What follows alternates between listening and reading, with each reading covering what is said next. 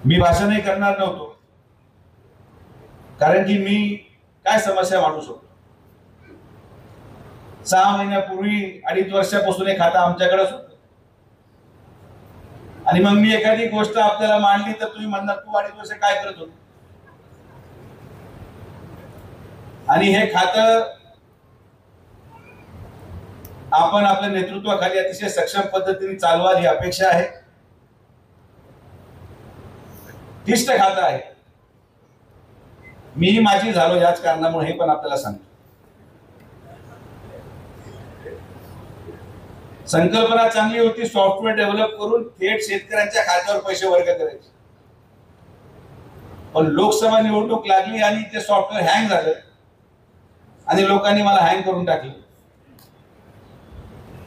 आणि मग जेव्हा लोकसभा संपली तेव्हा दणादण पैसे यायला सुरू झाले आणि तेव्हा लोक म्हटले नाही नाही काय छान काम चालू आहे तुमचं विकास खात्याचं, पण आता वेळ जी निघून गेली ती गेली। आणि म्हणून मी तर आपल्याला एवढं सांगू शकतो की मला तर फार वाईट अनुभव आहे, पण आपण एवढ्या वर्षाचा अनुभव या सगळ्या प्रक्रियेमध्ये,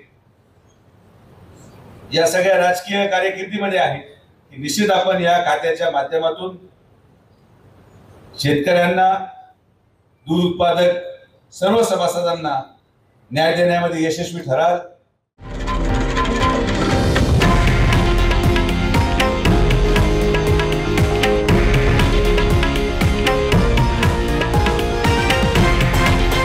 हे आहे देशातील नंबर 1 न्यूज नेटवर्क आणि आपण पाहत आहात TV9 मराठी, एकमेव।